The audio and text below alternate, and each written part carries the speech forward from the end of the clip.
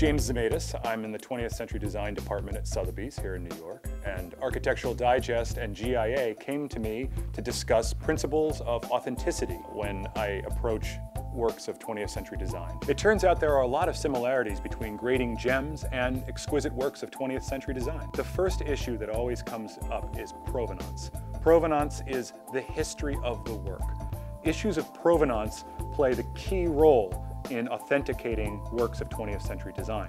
And there's nothing that is more of the smoking gun than having some sort of original paperwork or documentation that proves that you've had this work going back to the appropriate era that the piece was designed. What we're about to see is highlights from an original interior furniture by Émile Jacques Roullman, France's greatest Art Deco furniture designer of the 1920s. What is extraordinary about this collection, the works actually come with their original paperwork, ranging from invoices to bills of sale to even canceled checks. We're here on the 10th floor at Sotheby's, where we now have an opportunity to actually look at several of the works from this original Roullman interior that we're selling in our December sale. This piece, this demi-lune shaped cabinet with an Ébène de Macassar veneer and original ivory trimmings in terms of the keys and the dental work and these wonderful curlicue patterns on top. This is Roullman at his finest. When you actually take the piece and turn it around and look at the back, what we have here are Roullman's brandings.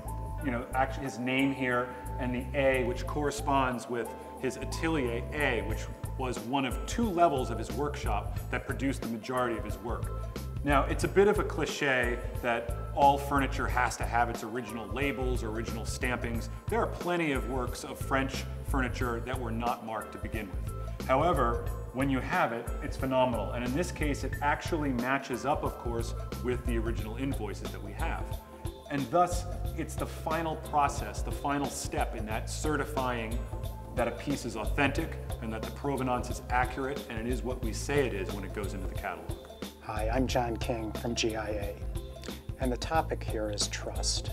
Just as James has discussed the process that he goes through to certify antiques, at GIA we go through numerous steps to produce the definitive certification on diamonds. Some of the characteristics that can affect, for example, the clarity grade are so subtle that they're barely visible at 10x magnification. This would be like looking at the night sky and taking a number of seconds before you were able to see a very subtle star in the sky. One of the most important determinations with a diamond is its origin. Did it occur naturally, coming from the earth, or was it enhanced in a laboratory? Making these determinations requires scientific equipment of the highest caliber.